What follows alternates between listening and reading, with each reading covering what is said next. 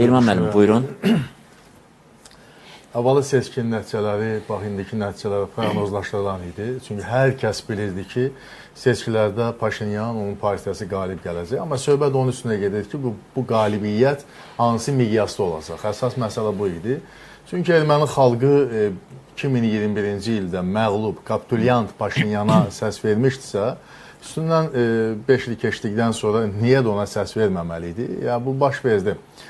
Söhbət ondan gedir ki, əslində bu seçkilərdə erməni xalqı Ermənistanın, Ermənistandakı hakimiyyətin Azərbaycanla münasibətləri normallaşdırma və sülh müqaviləsi imzalaması lehinə səsi idi.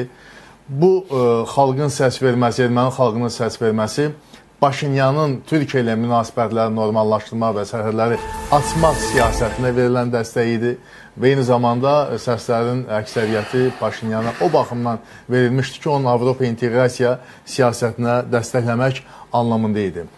O ki, qaldı bu referendum məsələsinə, bəli, tam razıyam. Paşinyanın referendum keçirməsi üçün parlamentdə onun minimum 70 deputat yerinə malik olması lazımdır. 3/2 səs çoxluğunun təmin edilməlidir. Çünki bu olmayacağı təqdirdə referenduma getmək mümkün olmur. Bu deyildi, bu bəlli həqiqətdir. Ancaq referenduma getmək və nəticədə bunun nəticəsi olaraq Azərbaycanla sülh müqaviləsi imzalamaq bugün Ermənistan üçün hava, su kimi lazımdır. Siz təsəvvür eləyin ki, deməli, referenduma getmək mümkün olmur və nəticədə iki variant yaranır. Deməli, getmək mümkün olmur, deməli, yeni konstitusiya qəbul edilmir, deməli, Azərbaycana qarşı ərazi iddialarına imtina baş vermir. Ya da ikinci versiya, Azərbaycan bu vəziyyətdə situasiyanı dəyərləndirir və bu tələbini geri götürür. Yəni, konstitusiyada dəyişikliklər olmadan və yeni konstitusiya qəbul edilmədən, Azərbaycana qarşı ərazi iddiasına imtina edilmədən biz sülhə gedirik. Hesab edirəm ki, bu versiya ağlabatan versiya deyil, bu mümkünsüz görünür.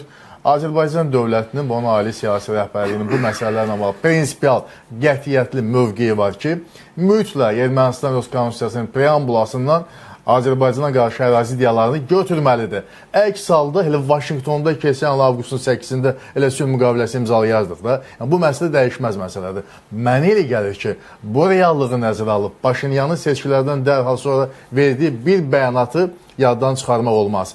Paşinyan dedi ki, onun mübarizəsi ilk növbədə olacaq cinayətkar oliqarxiya ilə. Cinayətkar oliqarxiya ilə.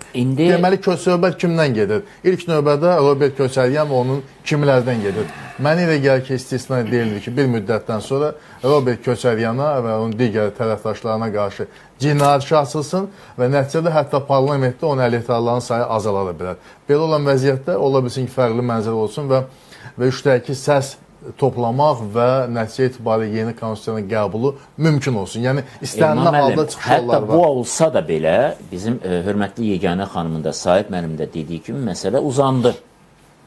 Kifayət qədər uzandı. Və Paşinyanın 31 xəbərdarlığı, mən bunu çox ciddi almamızı nəzərə aldım. Onsuz da yeni konstitusiyanın qəbulundan sonra minimum 6 ay keçməli ki, referenduma geçsin. Parlament seçkisindən 6 ay sonra. Parlament seçkisindən 6 ay keçməli. Amma siz dediyiniz proseslər 6 aydan da çox çəkəcək. İstisna deyil, amma mənə elə gəlir ki, burada 5 il ərzində bu dediyimiz reallığı nəzərə alaq və Azərbaycanla sülh müqaviləsi imzalamasın, bu ağlabatan deyil. Mən bilmirəm, biz indi onu müzakirə edirik və suallar da yaranır. Çıxış variantları buradan tapılmalı. Mənim də sualım